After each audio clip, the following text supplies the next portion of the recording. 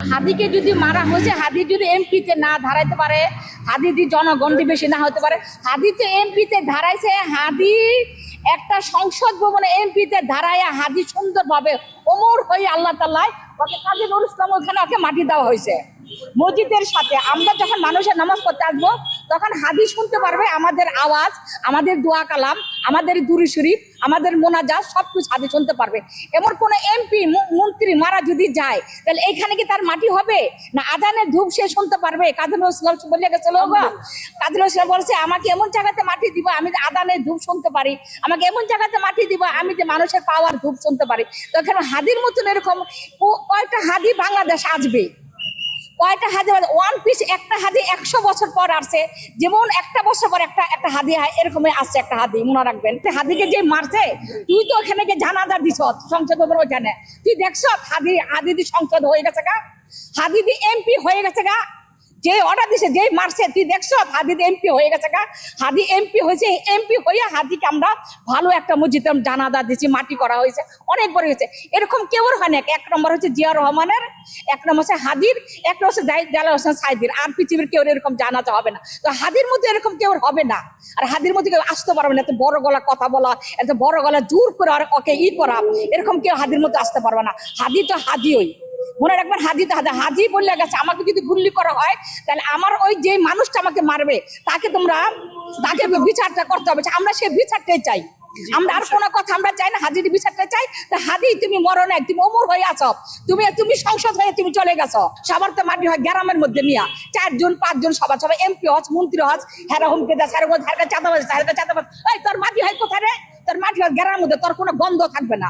আর যতটা মানুষ বাইরে হবে ততটা মানুষ হাদির জন্য দোয়া করবে, যত ঢাকা বার্ষিতে বাইরে হবে যতটা মানুষ আসবে সব হাদি করবে। তোদের কেউ হাদি করবে না। তোরা কি বলতে বাটপার বলবে, তোদের কি বলবে? তোরা ওই যে এখান থেকে চাঁদাবাজি তোলো, তোরা মানুষের টাকা তোলো, মানুষের ভয় দাগাস, মানুষের মাইরে পালাস, তোরা কি হাদির মতো হইতে পারবি? হাদির মতো হইতে আমার হাদি ওয়ান পিসে একটা আমার হাদি থাকবে, আর বাংলাদেশে কোনো হাদি আর আসতে পারবে না। সব বলে বাটপাটা। আমি একদিন এখানেই করছি, আন্দোলন করছি 500 আগস্টের দিন, আমিও গুল্লি খাইছি। সবাই চোর, সবাই দেখে লাখ লাখ টাকা গাড়ি নিয়ে বাইরে সব দেখছি তো আমি। আরে আপনারা কি মনে করেন এক একজন একটা চপ্পল পরেছে, একটা পাঞ্জাবি পরেছে, কি ছিল পাঞ্জাবি, কি খাওয়ান পায় না, সেই মানুষে কিভাবে বড় বড় গাড়ি নিয়ে বাইরে? একটা মানুষ ভোরে উঠতে রাত ভরে আপনার পান সিগারেট বিক্রি করে সেই মানুষ হাদিকে 1000 টাকা দিতে, আর তাদেরকে টাকা দিতে হয় না। তোর আগে মানুষের হামলা করো, এই তুমি বাড়ি করবো আমাকে টাকা দাও, তুমি বাড়ি করে তোর আন্দোলন করার জন্য হাদি কোন টাকা নেয় না। হাদিকে সবাই জোর করে সুন্দরভাবে খুশি মুখে টাকা দিতে আসছে। আমি আসছিলাম হাদির কাছে, হাদির আমি তখন পাই না, কে বাবা তোমাকে আমি টাকা দিয়ে গেলাম, তুমি আন্দোলন করো।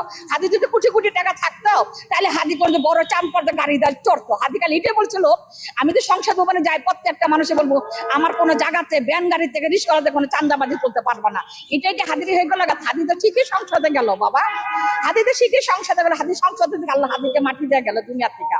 আমার হাদিকে আল্লাহ জান্নাতবাসীকে আজান শুনে বলি আপনারা সবাই জান্নাতবাসী করেন। হাদির মতো মানুষ কোনো ওয়ান পিস কোনো ছেলে আর আসতে পারবে না, এরকম প্রতিবাদ করতে পারবেন না। হাদিকে এমপি বানায়া কোটি কোটি মানুষ হাদিকে সংসদ বানায়, এমপি বানায়, তো হাদিকে মানে হাদিকে এখানে মারি দেওয়া হয়েছে। কোথায় মারি দিয়েছে? ঢাকা ভার্সিটি একটা ভালো একটা মসজিদের মধ্যে কাজী নজরুল ইসলামের সাথে। এরকম কি কেউ মাটি হবে বাবা? কেউ মাটি হবে না। আমার হাদির মধ্যে কেউ মাটি হবে না। আমার হাদি আমাদের আজানের ধূপ শুনতে পারবে, আমাদের হাদি আমাদের মৌলবীদের পাওয়ার ধূপ শুনতে, যারা নেককার বান্দারা যাবে তাদের শুনতে পারবে বাবা। এরকম কেউ মারবে না, সব এটা মিথ্যা কথা বানানো, এটা একটা মিথ্যা কথা বানানো, গুজব কথা। এটা যাকে মারানো ছিল তাকেই মেরে ফেলাইছে, শেষ। বুঝতে পারছো? ঠান্ডা হাদির বিচার হবে তুমি জানি না বাবা। তোমরা যাও সাংবাদিকরা, কবে আর বিচার হবে, কবে আর কি হবে সেটা আমি বুঝতে পারি না। কোনো ঝুঁকির মধ্যে না বাংলাদেশে। সরকারকে আপনি কি বলতে চান? সরকারকে আমি বলতে চাই, সরকার আমার হাদির বিচার হোক, যেই মারছে তাকে নিয়ে আসুক এখানে। আমি যেই মারছে সেই হাদিকে, ওই লোকটাকে এখানে নিয়ে আসুক। যেইটার মধ্যে ষড়যন্ত্র আছে ওই বাটপার শব্দ, এই বাটপার গুলো বাংলাদেশের মধ্যে আছে। আমরা আর কিছু চাই না। হাদি আমার এমপি হয়ে গেছে, হাদি সুন্দরভাবে মাটি দেওয়া হয়েছে। বলো এখন আমাদের উপদেষ্টা মন্ডলী যদি বলে যে ক্রস মারায় অপরাধী মারা গেছে, আপনি কি এটাকে সাধারণ গ্রহণ করবেন? না, কিসের জন্য? আমাদেরকে জীবিত অপরাধী আনতে হবে। জীবিত অপরাধ কোনো কষ্ট করে তাহলে জীবিত অপরাধ আনতে হবে। ওকে আমরা এখানে বাইন্দা, ওকে আমরা টুকরা টুকরা করে কাকে চিনা।